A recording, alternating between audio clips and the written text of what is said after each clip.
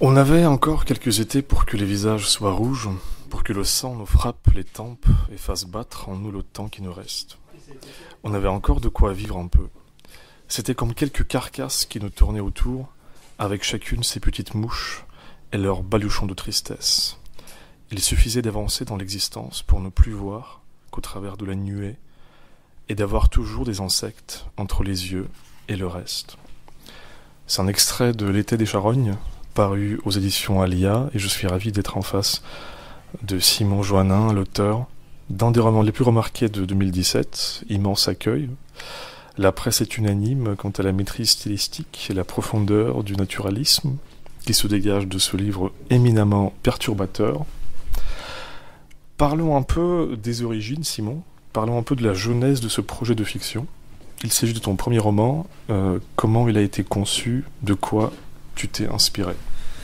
Alors ça a commencé tout bêtement au moment où j'étais en train d'écrire le livre. J'étais étudiant en art à l'école de la Cambre à Bruxelles, donc pas du tout porté sur la littérature mais vraiment plus sur des productions plastiques, et au cours d'un bête exercice je suis redescendu dans ma terre natale dans le sud de la France, en zone rurale, et j'ai effectué avec ma compagne Capucine Spineux qui est photographe une série de photos portée documentaire, des photos qui pour nous étaient assez banales d'ambiance de là-bas. Alors c'était un peu particulier parce que je revenais voir un ami qui venait de reprendre la ferme de ses parents. On arrivait en pleine période d'agnelage, donc il y avait plein de petites carcasses d'agneaux qui étaient à la fois mignons mais qui déjà puaient la charogne. Et voilà, on a fait des images de tout ça, et une fois que j'ai ramené les images à Bruxelles, j'ai senti comme un décalage entre ce que moi je savais du territoire et le regard que portaient les gens sur ce territoire à travers les images. Et d'un coup ça devenait beaucoup plus violent, beaucoup plus noir, beaucoup plus âpre. Et je me suis dit que dans la distance qu'avaient les gens en regardant les images par rapport à la réalité, il y avait un espace pour créer une fiction. Alors ça n'a pas poussé d'un coup. D'abord j'ai noté des anecdotes, les images étaient toujours là, c'était le cœur du projet, et petit à petit j'ai écrit, et les images ont sauté une à une pour qu'il ne reste que le texte, quoi. Donc voilà, ça s'est fait comme ça. Et combien de temps ça a pris l'écriture? Le processus en tout, entre les premiers mots et la finalisation du livre chez Alia, il y a à peu près 1 an et demi. Ouais, c'est ça, il y a 18 mois, je pense, quelque chose comme ça. Sur le plan narratif, il y a 2 parties bien distinctes pour moi. Cette enfance brutale dans une ferme perdue du sud-ouest, cruauté des rapports familiaux et sociaux, grande pauvreté, violence, sentiment de côtoyer la mort, mais quand même une certaine insouciance, une certaine légèreté de l'être. Et je te cite, « un désir brutal de vie ». On ne sent pas une rébellion du personnage principal contre cette condition. Il ne porte quasiment pas de jugement, ni sur ses parents, ni sur les gens qui l'entourent. La langue même se rapproche du documentaire dans cette première partie. C'est cette partie que je nommerais l'été des charognes. Et puis la seconde moitié du livre, c'est l'éloignement de la nature. C'est un autre été, oui. Avec le passage de l'adolescence aussi à l'âge de jeune adulte. Et puis finalement la déchéance, la perdition du personnage principal qui finit dans un état littéralement animal. Alors, que peux-tu dire à propos de cette division narrative? Est-ce que tu es d'accord? Mais surtout, pourquoi tu as choisi du coup l'été des charognes comme titre qui s'adresse à l'intégralité du texte? Le titre, il vient tout bêtement d'une des premières anecdotes qu'on trouve dans le livre, étant donné que ça se passe en été. Et très rapidement, en fait, on comprend qu'il y a eu une catastrophe, un petit cataclysme à l'échelle de la ferme, et qu'une partie du cheptel des bêtes a été tuée par des chiens. Et donc dans le paysage s'incruste un tas de charognes qui est là, puisque les carisseurs ne peuvent pas passer tout de suite, et donc les enfants assistent à la décomposition des bêtes et voilà, les approprient et s'amusent avec complètement. Ça devient vu que voilà. Mais ça c'est un truc qui est très lié au territoire rural où on joue avec le territoire tout le temps. On est complètement dans une relation très charnelle, très sensuelle avec lui. Et que ce soit avec la terre, le bois, la pierre, le minéral, les charognes en fait font partie de ce tout. Donc le titre vient tout simplement de là. Ensuite, pour revenir sur ce que tu as dit, c'est vrai que c'est un début de roman qui est bon, c'est un univers qui est violent. Je m'en rends plus compte maintenant avec le retour des lecteurs que sur le moment où j'étais dans l'écriture et où tout ça me paraissait très jouissif en fait, très joyeux vu que j'étais dans la découverte du geste de l'écriture. Et donc cette espèce de liberté qui se révélait à moi, tout n'était que joie, et je n'avais pas spécialement conscience de la dureté que je pouvais mettre dans les mots. sur le moment. Pour moi, c'était vraiment. Je me rends compte qu'il y a beaucoup de choses qui pour moi étaient très drôles à l'écriture, qui à la lecture le sont beaucoup moins. Mais ça fait partie du projet. Par exemple. Mais par exemple. La scène du cimetière où les enfants vont cacher les os humains déterrés dans leurs caleçons. Oui, mais il y a des gens que ça fait pas rire du tout. Voilà. Alors oui, bon, après c'est une question d'humour. Moi, j'aime beaucoup l'humour noir. Et ensuite, là où j'appelle à faire attention, c'est sur la notion de pauvreté, puisqu'en fait, c'est un roman dans lequel il s'agit très peu d'argent, si ce n'est quand le père dit que le prix c'est le prix. Quand on vient lui acheter des bêtes, et pour moi en fait la notion de pauvreté à la campagne elle est complètement différente. Ils n'ont pas de télé, on voit bien comment ils vivent, il y a plus ou moins de tout. Oui, mais alors il y a une espèce de discrimination géographique, on peut dire, mais faut savoir qu'aussi la campagne est aussi un espace où des gens font des choix de vie et choisissent de vivre autrement, et parfois dans un alignement qui est volontaire. D'où aussi le désir du père d'être donc dans cette ferme. Exactement. Au milieu de nulle part, parce que personne ne vient le faire chier. Tel que c'est dit au début du roman. Et aussi, enfin, c'est une des premières choses qui m'a interpellé quand le livre a été découvert, cette notion de pauvreté, puisque moi j'ai grandi avec des gens avec un capital financier parfois très élevé, jusqu'à des millionnaires, et j'ai des souvenirs de vieux qui s'habillent avec des sacs à patates alors qu'ils possèdent des comptes en banque plus que bien garnis. Donc c'est aussi c'est un autre rapport à l'argent, vu qu'on mange pas avec l'argent à la campagne. Quand il n'y a pas de magasin, il n'y a pas grand chose à acheter, et donc c'est toute une manière de penser l'argent et le rapport à l'argent qui est différent. Alors donc, c'est pas le thème central. Non, absolument pas. Et moi, j'avais pas du tout conscience de ça. C'est dans le regard des lecteurs que ce côté social s'est dégagé. Si quand même on fait attention à cette partie, cette thématique de la pauvreté, puis si on ajoute quelques éléments un peu racistes, homophobes, etc., ça pourrait faire un roman social. Mais du coup, je découvre que c'est pas du tout l'intention. Non. Moi, j'étais vraiment. Pour moi, c'est vraiment. C'est dans les yeux des lecteurs que j'ai découvert cette facette-là du roman. Mais moi, j'étais tellement imprégné de ce que je faisais que je n'avais pas du tout conscience de cette portée-là du livre, et étant moi-même complètement dénué de ce regard sociologique, puisque j'ai pas grand-chose à observer en dessous de moi. J'étais complètement à côté de ça, et vu que moi mon propos c'était plus de trouver une langue qui est propre à l'enfance et de créer une enfance malmenée pour pouvoir malmener cette langue. C'était difficile cet exercice de style pour toi ? Alors c'était difficile et facile. C'était difficile parce qu'il fallait que je fasse attention à ne pas prêter au personnage des mots qui auraient été les miens et qui auraient dépassé son champ lexical, sur des adjectifs, sur des tournures de phrases, voilà, de pas en faire trop non plus dans les erreurs, d'essayer de trouver une espèce de justesse comme ça qui coïncide vraiment avec ce que je voulais faire. Et en même temps, c'était très facile parce que c'est une langue de l'oralité, et du coup, c'est très fluide à l'écriture. Il y a deux langages. Ouais. Première partie, un langage. Deuxième partie, il y a quand même beaucoup plus d'envolées lyriques qui vont au sens large, appelons ça comme ça, où effectivement la langue dépasse le personnage. Et c'est là où on ne sait pas si ce sont ses propos, ou si voilà, c'est une entité un peu comme ça, fictionnelle, mais qui dépasse le personnage. Ils ne sont pas vraiment ses propos. Mais c'est-à-dire que je voulais aussi... on suit le personnage sur environ une dizaine d'années, je dirais, sur les... Moi je le sens comme ça. Après, il n'a pas d'âge, il n'a pas de nom, voilà, tout ça n'est pas nommé, donc c'est vraiment de l'ordre du ressenti de chacun. Et je voulais que, en le suivant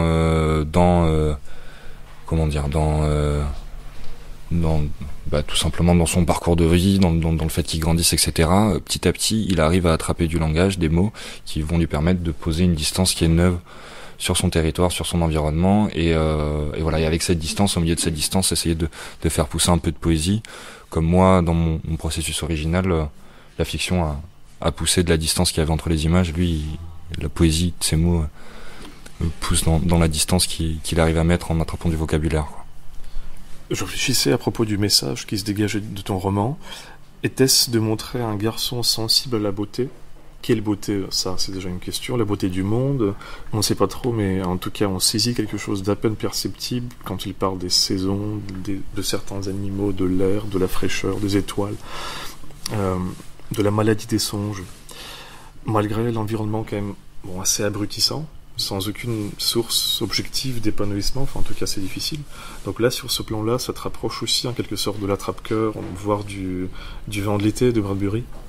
Une version bien glauque quand même, mais au final tu surprends ton lecteur qui s'attend à une lente description de leur vie, du temps qui passe, sans trop de sujets. L'histoire vire au cauchemar, brisée sous l'emprise de la drogue, en proie à des hallucinations. Il mène une vie de débauche, abandonné par des amis, par ses amours aussi.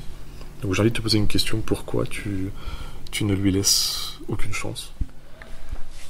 Je voulais arriver à un stade de détresse et la drogue dans la littérature, enfin dans le livre, parce que je fais la différence, souvent on parle des questions de drogue entre dans la vie, où c'est un enjeu de santé publique, et ce que ça me permet d'amener en littérature. Des fois c'est pas très clair dans la tête des gens. Et en fait je voyais ça, et c'est aussi lié à la présence des animaux. Je voyais dès le départ les animaux comme étant des espèces d'entités qui sont comme des liens ou des portes ou d'autres êtres vivants qui sont au seuil d'un monde invisible. Donc voilà, où il y aurait une portée chamanique, mais qui serait propre à la campagne française, et avec toute la mystique qui parfois tourne à la superstition, à la bigoterie, voilà, enfin quelque chose d'assez traditionnel, de mêler un petit peu tout ça. Et donc en l'appuyant comme ça, en l'enfonçant vraiment, en le pressurisant, en le faisant suffoquer, ça me permettait de faire sortir de lui toutes ces espèces de pans d'hallucinations qui viennent ensuite, et qui est d'un coup, à partir du moment où on est au plus noir, une espèce de paix qui s'installe, et que l'esprit dérive, et que je suive cette dérive, et que ça me permette d'écrire cette deuxième partie qui est plus hallucinée, en fait, qui est vraiment où on découvre le personnage complètement coupé de ses racines, et voilà, comme tu l'as dit tout à l'heure, il y a cette idée de maladie des songes où la rêverie prend le dessus sur la réalité, et où il y a une espèce d'opacité comme ça qui s'exerce sur le réel, où il n'a plus de repères, puisque c'est aussi lié à un livre qui est sur le territoire, et je voulais un personnage qui a un rapport au territoire animal, c'est-à-dire que au fur et à mesure que son corps se développe, que sa capacité d'aller et de venir se développe, il va petit à petit sortir du centre de tout, de ce petit hameau, voilà, et petit à petit il va en sortir de manière concentrique jusqu'à complètement en fait perdre l'orbite et se retrouver à la dérive, et voilà, tout ça participe de... Je pense juste qu'on n'est pas vraiment préparé à tout ça. Ouais. Donc la première partie se termine par la première fois où il fait l'amour, oui, bourré après une fête de l'école. Rien à ce stade ne présage une fin aussi dramatique, en fait. Tout est encore faisable, en fait, malléable. ouais, bien sûr, oui, mais de toute façon, à ce moment-là, le narrateur a peut-être dans les 14-15 ans, peut-être 16, peut-être 13, voilà, dans ces eaux-là, plus 15 que 13 sans doute. Mais bon, j'ai connu des précoces en tout domaine. C'est aussi le propre de la campagne de faire certaines expériences plus tôt, puisqu'on a que ça à faire. Donc effectivement, tout est possible, mais je sais pas quoi te dire là-dessus, effectivement. Et moi, ça me permet. Tu as le droit de malmener. Oui, mais c'est aussi, enfin moi, ça participait vraiment du projet de créer une césure totale, et d'avoir presque deux récits imbriqués l'un dans l'autre, et d'avoir comme ça une espèce tout à l'heure je parlais de l'idée de seuil, d'un moment donné, d'un pas qui est franchi, et d'avoir un espèce de, enfin, l'univers qui twiste complètement, qui se retourne complètement sur lui-même, et sur la langue, et sur le territoire qui d'un coup devient urbain, et sur la lumière qui d'un coup devient aveuglante alors qu'elle était très peu présente, et sur les animaux qui disparaissent et qui reviennent sous forme fantasmagorique, comme des espèces de spectres qui viennent le hanter et le chercher. Donc c'était vraiment une histoire de déterritorialisation quelque part. Voilà. La phrase que l'éditeur a choisi dans quelque sorte de graver sur le livre, c'est « Merde, dans toute chose, il y a une part pour les anges ». Est-ce que voilà, ça a été juste le choix de l'éditeur? Est-ce que c'était aussi ton choix? Voilà, est-ce que c'est un peu la quintessence du livre, cette petite phrase? Ça a été un choix commun, puisque en fait Alia m'a proposé plusieurs phrases. C'est un choix éditorial de la maison d'édition de procéder comme ça, et de mettre juste une petite phrase en quatrième de couverture, et de pas chercher à vendre le livre, à vendre ce qu'il y a à l'intérieur du livre, en l'expliquant au potentiel lecteur. Et on en a proposé plusieurs, et on s'est mis d'accord sur celle-là, tout simplement. Alors, est-ce que ça résume le livre? Je sais pas, en tout cas ça résume une des idées du livre, qui est que l'attachement matériel n'est peut-être pas une des choses les plus importantes au monde, et qu'il faut savoir laisser aller les objets, et les choses qu'on peut tenir dans nos mains, effectivement, oui. Et c'est une phrase en fait qui me vient d'une ancienne connaissance que j'ai perdu de vue il y a des années, un homme qui devait avoir une quinzaine d'années, je voyais, qui était un fou en fait, un type complètement taré, issu de la scène rave, etc., que j'avais rencontré en teuf en fait, tout simplement. Et qui était complètement des éléments un peu d'autofiction. Oui, il y a beaucoup. En tout cas, je m'attache à parler de ce que je connais d'une certaine manière et de pas mettre des pieds dans des territoires qui ne sont pas les miens et de pas prendre des voix qui ne seraient pas les miennes et voler la parole à d'autres. Donc oui, j'essaie de faire attention à ça. Et en fait, j'avais perdu un bout de shit et il m'a dit mais c'est la part des anges. Et j'avais trouvé ça très beau en fait et du coup ça m'est resté et c'est aussi ce roman, c'est aussi une manière de rendre hommage à toute une époque ou à toute une galerie de personnages que j'ai pu rencontrer et croiser et qui ont participé de mon éducation et de mon instruction, parfois même à leur insu. Et voilà, c'était aussi une manière de rendre l'appareil à tous ces corps qui aujourd'hui doivent être bien cassés. Est-ce que toi-même tu es fataliste ? Non, je suis pas fataliste, je suis pragmatique. Je suis très pragmatique. En même temps, je suis un grand rêveur. Mais non, je suis un éternel optimiste, je pense.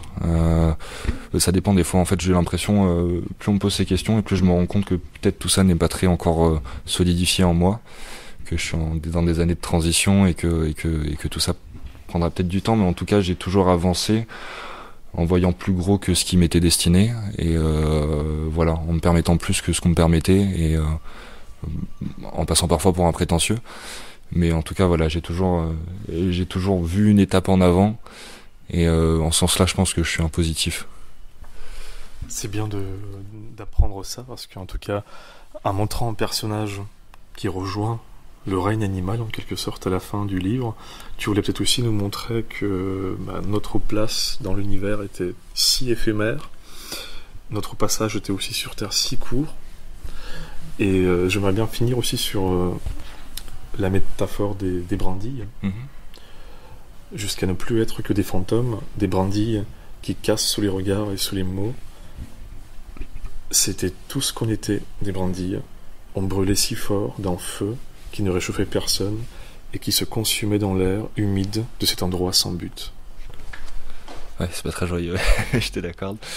Mais je pense que c'est aussi des mots qui étaient à mettre sur une adolescence provinciale isolée où on a une espèce comme ça d'appel de pop culture. On sent qu'il se passe des choses dans des espaces auxquels on n'a pas accès et il y a une espèce de frustration comme ça qui est assez commune quels que soient les territoires de province. J'ai des retours de partout en France et même d'autres pays.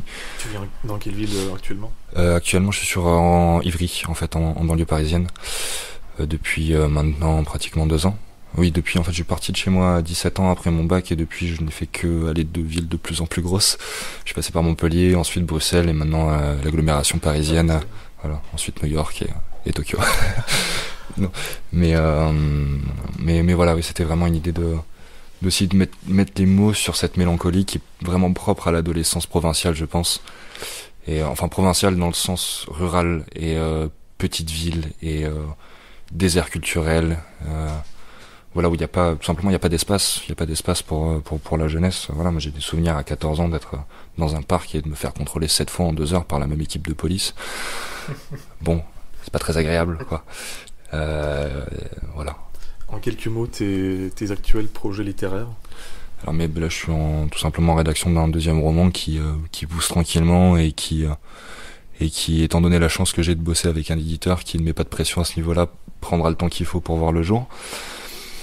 Et ensuite, j'ai plusieurs collaborations qui sont en cours de route. Je collabore beaucoup avec une revue qui s'appelle Possession immédiate, que je vous conseille grandement.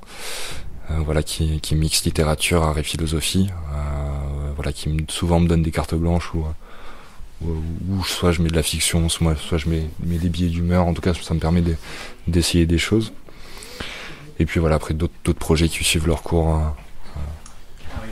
On va suivre ton actualité. On vous rappelle que L'été des charognes est à découvrir aux éditions Alia. Merci Simon Jouannin. Merci à toi.